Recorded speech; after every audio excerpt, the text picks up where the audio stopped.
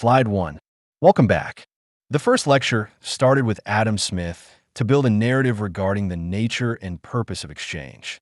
In summary, people are made better off by producing surplus and trading their surplus with others. The best way to produce surplus is through the division of labor, where everyone became a specialist in some aspects of production. But specialization leads to a greater dependency on others to provide what we need. If we cannot get what we need through trade with others, we must do it ourselves. Ultimately, the amount of surplus that can be produced is limited by the extent of the market. Slide 2. From our narrative, we started building a computational model of exchange. There is evidence from social neuroscience that the human brain has evolved to exchange with others, and the natural form of this exchange is person to person. This includes the exchange of knowledge as well as goods and services. To make an exchange, two transactions must be made. First, person A gives person B something, and then later person B gives something to person A. Notice the transactions occur along transaction paths, which must be built to allow the transactions to take place. The human brain is further designed to innovate. Innovation in exchange occurs when humans build and refine new coordinators. In our model, a coordinator exists when people transact with the coordinator instead of directly with each other. In Lecture 1, we saw how the addition of coordinators allows for exponential growth in potential transaction paths. It is this potential that ultimately supports the wealth of nations. Let's continue our narrative with a model of supply and demand. Slide 3. Alfred Marshall lived from 1842 to 1924. He is most famous for his introduction of supply and demand curves to explain markets. In this video, I will give a short introduction. Slide 4. Buyers are represented by a demand curve. This curve illustrates the inverse relationship between the price of a good and the quantity of the good buyers are willing to buy. Here is a graph of a linear demand curve. It is downward sloping, incorporating the assumption that as the price goes down, buyers will want to buy more. In our example, at a price of 100, buyers are only willing to buy 20 units, but at a price of 60, buyers are willing to buy 60 units. Slide 5. Sellers are represented by the supply curve. The supply curve illustrates the direct relationship between the price of a good and the quantity that sellers are willing to supply. Here is a graph of a linear supply curve. It is upward sloping, incorporating the assumption that as the price goes up, sellers want to sell more. In our example, at a price of 30, sellers are only willing to sell 20 units, but at a price of 50, sellers are willing to sell 60 units. Slide 6. When we plot supply and demand together, as shown here, we note a unique point where quantity supplied equals quantity demanded. Thus, at a price of 53 1/3, quantity demanded equals quantity supplied at a quantity of 66 2/3 units. Marshall argues that this point is the market equilibrium since it reconciles buyers' willingness to buy with sellers' willingness to sell. Slide 7. We can now show the impact of specialization and the extent of the market on supply and demand. In a relatively small market with less specialization and fewer transaction paths, the market is represented by the solid blue and green lines, and equilibrium is at point E1. But specialization can reduce costs. The supply curve shifts down to the dotted red line. Furthermore, as workers become more specialized, the demand curve shifts up to the dotted orange line. The new equilibrium is at E2 with more units being produced and sold. Slide 8. In Marshall's book, he discusses how mechanization becomes part of the division of labor. Marshall theorizes that when operations can be reduced to uniformity, then machines will replace the labor of workers. Now, the division of labor is not only human labor, but instead includes the labor of machines. Slide 9. Advances in artificial intelligence and large language models are quickly replacing workers in the division of labor, but also increasing the potential for innovation in new products and services. Going back to our example of the software tech startup, the technically skilled CEO can now replace programmers, designers, and back-office support with software agents and cloud resources powered by artificial intelligence. Slide 10. Now we turn to Douglas North, who lived from 1920 to 2015, and in 1993 received the Sveriges Riksbank Prize in Economic Sciences in memory of Alfred Nobel. North was an economic historian with a deep interest in understanding why some countries achieve high economic growth, while other countries do not. His conclusion was that these differences between countries could best be explained by looking at the differences in institutions and how they change over time. North defined institutions as the rules of the game that constrain and shape human interaction. This allows North to sharply contrast institutions with organizations. An organization is a coalition of people who build, manage, and run institutions to achieve some set of mutual goals. Slide 11. North notes that certain goals, like maintaining order and reducing uncertainty, are common to most institutions. Exchange institutions create competition as people try to get the best price for themselves. But exchange institutions also foster cooperation as people agree to follow the rules, honor each other's property rights, and fulfill their agreements. Keeping a balance between self-interest and cooperation is key to any successful institution. Slide 12. Money is a good example of an institution that acts as a coordinator of transactions. The direct transaction of good G for good H is hard to accomplish for a couple of reasons. First, it may be very hard for person A and person B to find each other and discover the exchange that will make them both better off.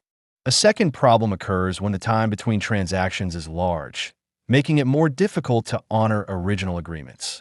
Money helps solve these problems by acting as a unit of accounts for measuring the price of goods and services, as a medium of exchange, and as a store of value.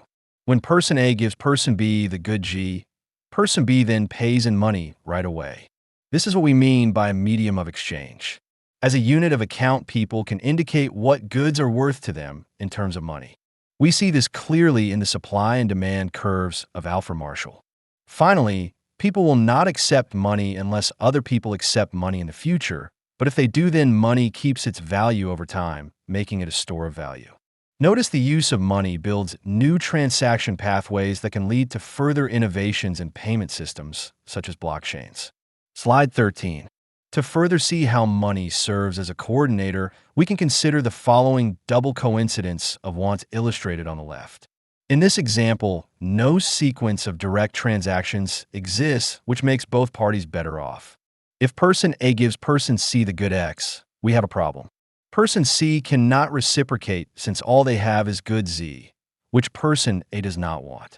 Money solves this problem by allowing person C to reciprocate by giving person A money. Now person A can buy the good Y from person B and pay person B in money.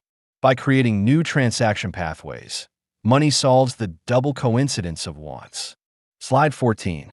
North argues that a major difference between high-growth and low-growth countries is where they are using personal or impersonal exchange institutions. Personal exchange depends on who you know. While it has low transaction costs, it also offers low benefits since it is hard to increase the number of transaction paths, since these paths must coincide with a person's social network. Impersonal exchange depends more on what you know. Therefore, impersonal exchange has higher transaction costs since contracts must be enforced outside a person's social network. But once these transaction costs are incurred through rule of law, then it is much easier to increase the number of transaction paths, thus increasing the extent of the market. Slide 15. When we compare personal exchange with impersonal exchange, we see several major differences. Personal exchange depends on who you know, thus limiting itself to local transaction paths. It works based on trust and reciprocity and excludes trading partners who are not known and cannot be trusted. By comparison, impersonal exchange is based on what you know and not about who you are. It depends more on rule of law and contract enforcement, which are costly, but results in more inclusionary transaction paths and a greater use of coordinators. How can institutions move from personal exchange to impersonal exchange? One approach is to encourage innovation in coordinators who could develop more transaction paths and consequently, but who will also demand better rule of law. Slide 16. How did England make the leap to impersonal exchange? North argues that the key was restraining the government from seizing assets. Early institutions like the Magna Carta and role of Parliament gradually limited royal authority. The decisive break came with the Glorious Revolution of 1688, followed by the Bill of Rights of 1689. From then on, the king could not tax or seize property without Parliament's approval. This created a credible commitment. Investors knew their property rights would be secure. Slide 17. One important outcome of the Glorious Revolution was the creation of the Bank of England in 1694. Because Parliament controlled taxation, loans to the government were backed by law, not by the monarch's personal promises. The slide shows examples of the financial innovations that followed: bills of exchange, joint stock companies, and new contracts for risk sharing. These innovations fueled economic growth by allowing strangers to engage in impersonal exchange. Slide 18. North emphasizes that not all institutional changes produce growth. Why? Because institutions are path-dependent. Once society starts down a particular path, whether it emphasizes personal exchange or impersonal exchange, the investments in these institutions reinforce themselves. Slide 19. Now we turn to Friedrich Hayek, who lived from 1899 to 1992 and in 1974 received the Sverige Riksbank Prize in Economic Sciences in memory of Alfred Nobel.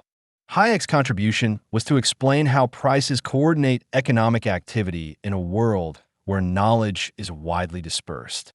As he famously argued, no central planner has access to all the information needed to direct an economy. Instead, knowledge exists in fragments, spread across millions of individuals. Slide 20. This slide quotes Hayek's classic 1945 paper, The Use of Knowledge in Society. He wrote that the economic problem of society is the utilization of knowledge not given to anyone in its totality. Hayek pointed out that centralized planners could never gather enough information to make good decisions, because individuals know specific details about their time and place circumstances that are invisible to a planner. Slide 21. Hayek also emphasized that economic problems arise only because of change. If nothing changes, no new decisions are needed. But in the real world, change is constant because of new technologies, shifting preferences, resource shortages, unexpected shocks. Treating supply and demand as a static equilibrium misses this crucial point. Hayek criticized neoclassical economics for ignoring the dynamic role of information in markets. Slide 22. Here Hayek explains why prices are key. The man on the spot, a local business person, a farmer, a consumer, has immediate knowledge of their own situation. But they cannot make good decisions in isolation. Prices transmit signals that incorporate others' knowledge. Together, private information and market prices guide decisions that use society's resources efficiently. Slide 23. Finally, Hayek asks us to think of the price system as a kind of telecommunications network. Prices act like signals on a dial, alerting producers and consumers to changes they may know nothing about directly. For example, if the price of copper rises, it tells thousands of manufacturers around the world that copper is now relatively scarce, prompting them to economize or seek substitutes, all without a central authority issuing commands. Slide 24. To conclude, Adam Smith showed us that exchange and specialization generate wealth. Alfred Marshall gave us tools, supply and demand, to measure how markets reach equilibrium and grow. Douglas North explained why institutions matter and why only some societies achieve growth by securing property rights. And Friedrich Hayek showed us how the price system coordinates dispersed knowledge, allowing economies to adapt to constant change. Thank you for watching this video.